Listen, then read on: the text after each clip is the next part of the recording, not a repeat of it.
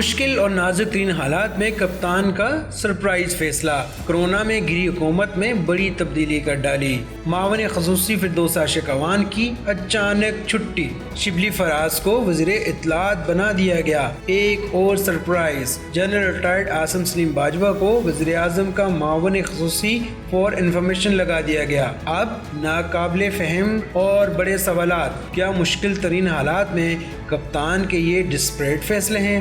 کیا تمام راستے بند ہو چکے ہیں؟ فردوس عاشق اعوان کس کے دل میں کھٹکتی تھی؟ کون ان سے ناخوش تھا؟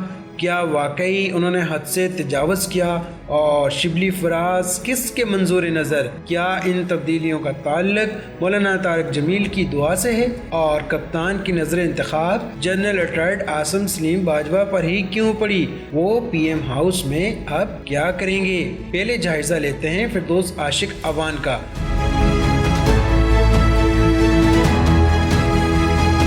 میڈیا رپورٹس کے مطابق میڈم نے بھی بیتی گنگا میں خوب ہاتھ دھوئے اور قوم کا خزانہ ذاتی سمجھ کر استعمال کیا۔ ان کے خلاف پوری چارج شیٹ پیش کی گئی۔ الزام نمبر 1، حکومتی اختیارات سے 10% کمیشن لینے کی کوشش۔ الزام نمبر 2، پی ٹی وی کے وسائل کا ذاتی استعمال۔ الزام نمبر 3، ضرورت سے زائد بے تحاشا سٹاف۔ الزام نمبر 4، پی ٹی وی وسائل سے 2 سیکیورٹی گارڈز۔ اور الزام نمبر 5، 3 گاڑیاں لے کر حد سے تجاوز۔ سننے میں آیا ہے کہ ان سے کہا گیا کہ بی بی استعفیٰ دے دیں۔ انکار پر ابھی وہ اپنے آفس نہیں پہنچی تھی کہ ان کو ہٹانے کا نوٹیفیکیشن جاری کر دیا گیا۔ ادھر ان الزامات کے سامنے آنے کے بعد فردوس عاشق اعوان نے ان کی تردید کر دی ہے۔ ایک اور وجہ یہ بھی ہے کہ پی ٹی آئی کا سوشل میڈیا ونگ فردوس آپا سے نالاں تھا۔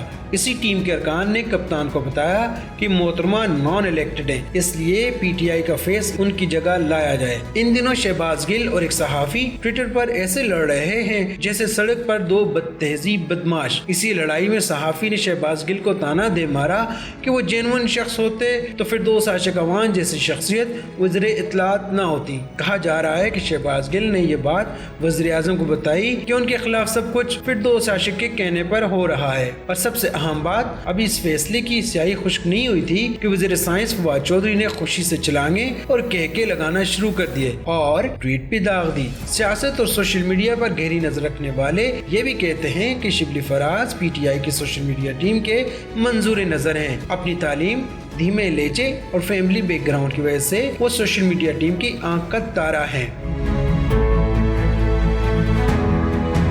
اب آتے ہیں جنرل ریٹائرڈ عاصم سلیم باجوہ کی طرف۔ نہایت متبر اور سنجیدہ شخصیت کے مالک عاصم سلیم باجوہ ایک زبردست پلانر ہیں۔ بطور ڈی جی انہوں نے آئی ایس پی آر کو نئی جہت عطا کی، دہشت گردی کے خلاف جنگ میں زبردست اسٹریٹجی بنائی۔ وہ پہلے شخص تھے جنہیں میجر جنرل کے عہدے پر D G I S P R لگایا گیا۔ اس سے پہلے اس عہدے پر بریگیڈیئر ہوتا تھا۔ کپتان نے سیاسی میچ میں شکست دے کر ٹیم تبدیل کی یا سب کچھ داؤ پر لگا دیا؟ شہباز گل بھی جیت گئی یا سب کچھ مولانا طارق جمیل کی دعاؤں کا نتیجہ ہے؟ یہ سوال اپنی جگہ، لیکن اس نازک ترین وقت میں یہ تبدیلیاں دیگر معاملات کی طرح ناقابل فہم اور بے انتہا کنفیوژن کا شکار ہیں۔ سب سے اہم سوال یہ ہے کہ آخر وہ کیا حالات ہیں کہ جنرل عاصم سلیم باجوہ کو وزیر اعظم کا معاون خصوصی برائے اطلاعات لگا دیا گیا؟ کیا وہ اب سی پیک کی چیئرمین شپ چھوڑ دیں گے؟